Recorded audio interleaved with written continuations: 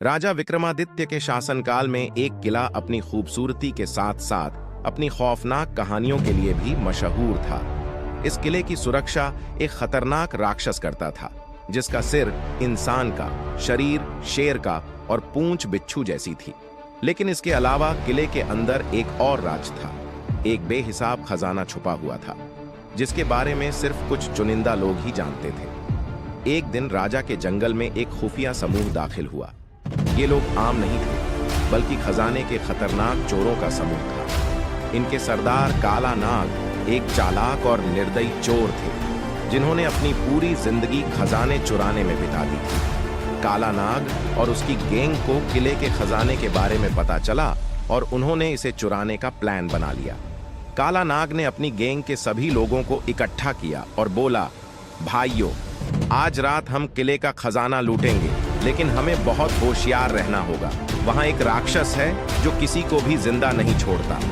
चोरों में से एक लंगड़ा रामलाल बोला, सरदार, अगर वह राक्षस सचमुच इतना खतरनाक है तो हम उसे कैसे हरा पाएंगे? काला नाग मुस्कुराया और बोला, तुम लोग अपनी चतुराई का इस्तेमाल करो और सही समय पर भागने की कला सीखो। अगर सब कुछ ठीक रहा तो हम खजाना ले लेंगे और राजा के साम्राज्य में हम सभी अमीर बन जाएंगे।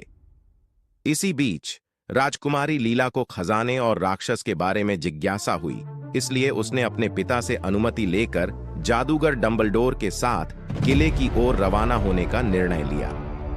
राजा विक्रमादित्य ने उसे चेतावनी दी कि किले में जाना खतरनाक हो सकता है, लेकिन लीला के दृढ़ संकल्प को देखते हुए उन्होंने अनुमति दे दी। जैसे ही लीला और डंबलडोर किले में पहुंचे, उन्होंने महसूस किया कि वहां किसी और के कदमों के निशान भी हैं। जादूगर डंबलडोर ने हैरान होकर कहा, लगता है हम अकेले नहीं हैं। लीला ने कहा, यह जरूर चोरों का समूह है जो खजाने पर नजर रखे हुए है। हमें बहुत होशियार रहना होगा। किले के बड़े हॉल में पहुंचते ही चोरों का समूह, लीला, जादूगर डंबलडोर और राक्षस सभी आमने सामने आ गए। काला नाग ने खजाने पर कब्जा करने के लिए अपने साथियों को आदेश दिया, जल्दी करो, खजाना समेट लो और पतली गली से निकलो। लेकिन जैसे ही वे खजाने के पास पहुंचे, राक्षस ने दहाड़ते हुए कहा, किसी में हिम्मत है जो मेरे खजाने को छूने की कोशिश करे?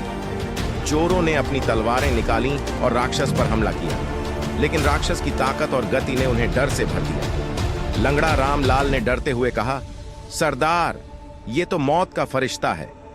लीला और जादूगर डंबलडोर ने मौके का फायदा उठाते हुए राक्षस पर हमला किया। लीला ने कहा,